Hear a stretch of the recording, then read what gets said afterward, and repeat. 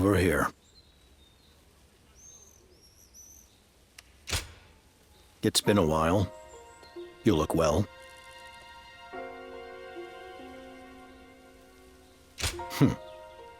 Good to hear. I haven't seen you since you and the great bearded lord gave that corrupt government official a good kicking. To think, I'd run into you now.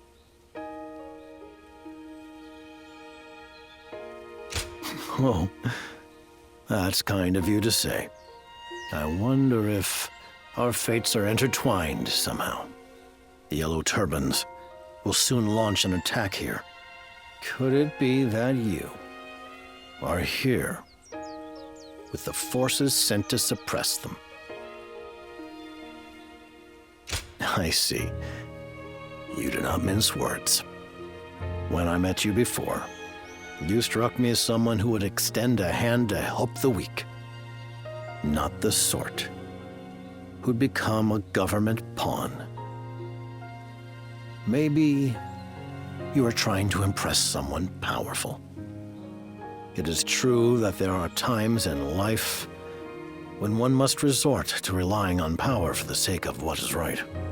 But wielding that power can change a man. Maybe that happened to you.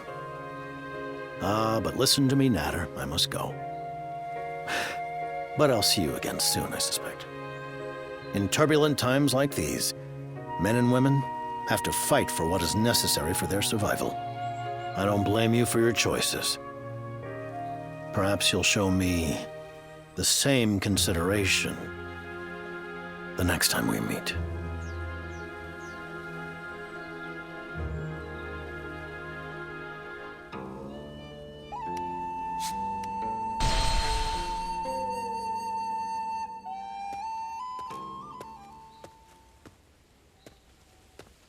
Fancy meeting you in a place like this.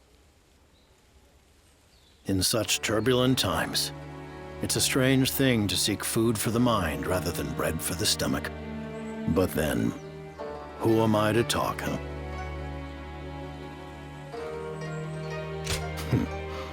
That's right. You know I fight for the Yellow Turbans. Worry not, I won't be here long. So you fight with the volunteer forces. How is it that someone who once raised their fist at the Imperial Court is now a pawn of that same tyranny? That may well be so. Right now, I honestly don't know what the correct answer is. Brethren who swore to fight evil for the sake of a just future are now running amok beyond my control. And instead of trying to stop them, I skulk in shops looking for answers in books. Of course, I know there are no answers here. But what else can I do?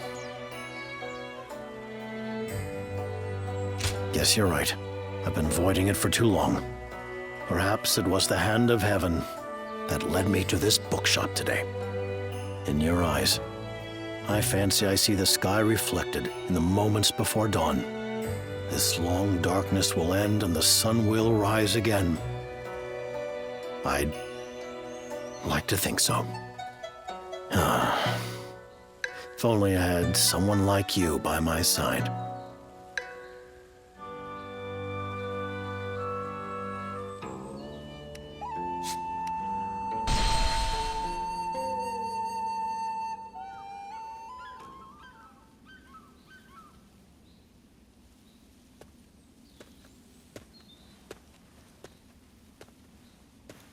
Now this brings back memories.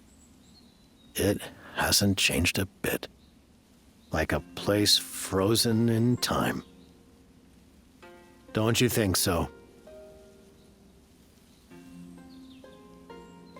Now. You surely knew I'd be here. And why? I wonder how he is. The one who reminds me so of a great white phoenix. I came here in search of medicinal herbs, and in his noble generosity, he taught me the secrets of his art. He bid me to help those in need, and sent me out to bring the people a vision of a better world. Well, we both know how that worked out. So much so, I wonder if it's even real or merely a dream. I wish to thank you. You spoke to me with encouragement when my brethren ran amok and I felt helpless to stop them. You inspired me to stand my ground and stop the others. Had that chaos continued, countless innocent lives would have been swept up in it. Just surviving in this world is a hard, painful task, and I, who hated that misery more than anything, was adding to it. No matter how many times we drag ourselves out of the pit of despair, we are doomed to fall back in. But even in such a world, I continue to fight for something better.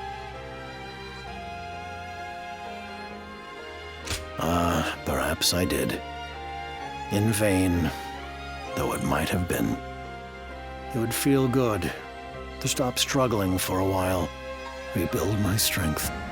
As the great sage Zhang Jiao, I brought the people a dream of peace, and I'm not yet ready to relinquish it, even if it is against the will of the very heavens. Ah, guardian of peace, I'm glad you were the one sent to defeat me.